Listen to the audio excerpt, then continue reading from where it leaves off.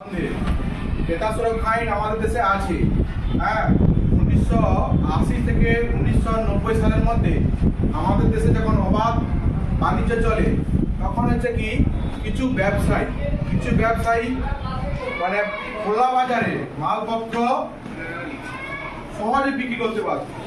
সেখানে দেখা গেছে যে কিছু অসাধু ব্যবসায়ী ক্রেতাদের বিক্রি করার নামে কিছু জালিয়াতি, কিছু কম দামি জিনিস, কিছু ভেজাল জিনিস এইভাবে ক্রেতাদের মানে কনজিউমারদের ভোক্তাদের দিয়ে দেওয়া হতো। এবার তারা কখনো বিপদে পড়তো, সবগুলো তো নির্ভেজাল নয়, কখনো তারা ঠকে যেত। এই জন্য ভারত সরকার 1986 সালে এই সালটাতে কি হলো, একটা আইন পাস করলো।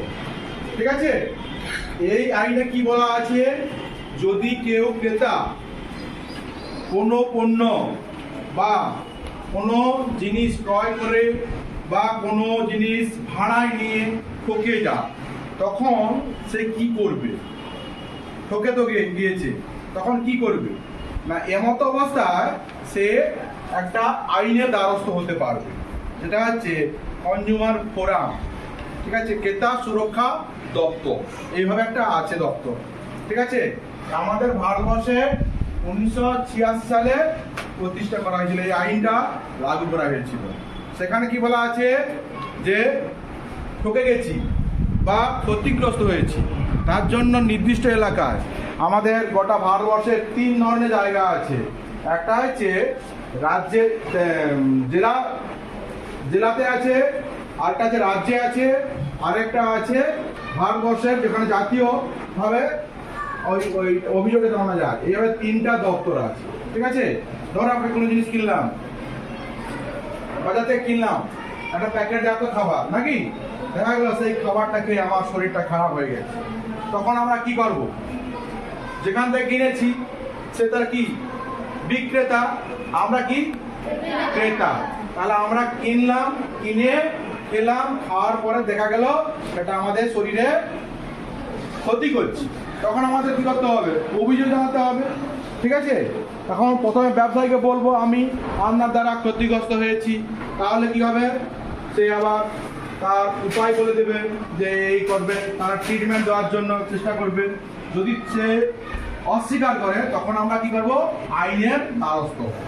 ঠিক আছে, আমরা ঠকে গেছি বা কোনো একটা জিনিস কিনলাম, হ্যাঁ ঘরের ব্যবহার্য জিনিস, সেই ব্যবহার্য জিনিস কেনার পরে আমরা 2 দিন 3 দিন বা কয়েক দিনের মধ্যেই সেটা নষ্ট হয়ে গেছে, খারাপ হয়ে গেছে, তখন কি করব, আমরা পাল্টে নেওয়ার চেষ্টা করব।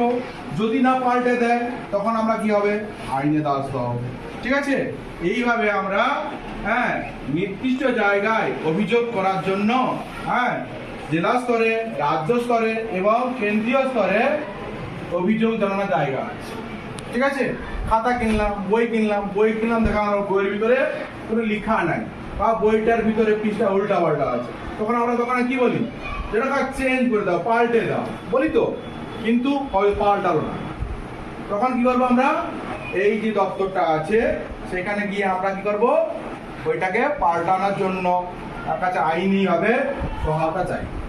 ঠিক আছে, সোটা জলের বোতল, জলের বোতল এখানে চিহ্ন দেওয়া আছে, দেখো সবুজে সাদার মাঝখানে সবুজ দেওয়া আছে। ঠিক আছে, এই যে সবুজ রঙের অংশটুকু আছে, আবার একটা দেওয়া আছে, দেখো এখানে লেখা আছে FSSAI। ঠিক আছে, আর একটা জায়গায় দেওয়া আছে ISI। ঠিক আছে, এটার অর্থ কি, এগুলো লেখা আছে কেন না, এখানে আছে কি সুরক্ষা কবচ, এইগুলো হচ্ছে ভারত সরকার দ্বারা নির্ধারিত কোম্পানির সুরক্ষা কবচ বিক্রি করার অনুমতি, বাজারে বিক্রি করার অনুমতি দেওয়া হয়েছে। ঠিক আছে, এই কোম্পানি, এই যেটা কোম্পানি, এই কোম্পানির নাম দেওয়া আছে, এখানে ব্যাচ নাম্বার দেওয়া আছে, তবেই এই বাজারে বিক্রি করতে পারবে। FSSAI প্রত্যেকটা প্যাকেটজাত খাবার আমরা দেখলাম খাওয়ার জন্য ব্যবহার করি, সেটা রান্না করা হতেও পারে বা শুকনো খাবার হতে পারে, তার গায়ে কিন্তু এই কথা লেখা আছে FSSAI, food safety and standard authority of India. এই কথাটা লেখা থাকা মানেই বুঝতে হবে যে খাবারটি আমাদের পক্ষে নিরাপদ, অতএব আমরা এটা খেতে পারি। ভারত সরকার অনুমতি বা ছাড়পত্র দেওয়া আছে। আর কি লেখা থাকে? ISI, ইন্ডিয়ান স্ট্যান্ডার্ড ইনস্টিটিউশন বা ইন্ডেক্স, এরকম থাকে। ঠিক আছে, এটা মানে হচ্ছে কি, এটাও একই জিনিস, ছাড়পত্র দেওয়া আছে। ঠিক আছে, তাহলে আমরা কি বুঝবো? যে কোনো কিছু বাজারে আমরা ক্রেতা বা কনজিউমার হিসাবে কোনো কিছু ঠকে গেলে আমরা আইনের দ্বারস্থ হতে পারি। ক্রেতা সুরক্ষা যে দপ্তর আছে সেখানে আমরা অভিযোগ জানাতে পারি। সেখান থেকে আমাদের সমস্যাটা, ঠিক আছে, আমাদের ঠকে গেলাম, আমরা যে ক্ষতিগ্রস্ত হলাম, সেখান থেকে আমরা বিচার পাওয়ার জায়গা আমাদের রয়েছে। ঠিক আছে, বুঝা গেল?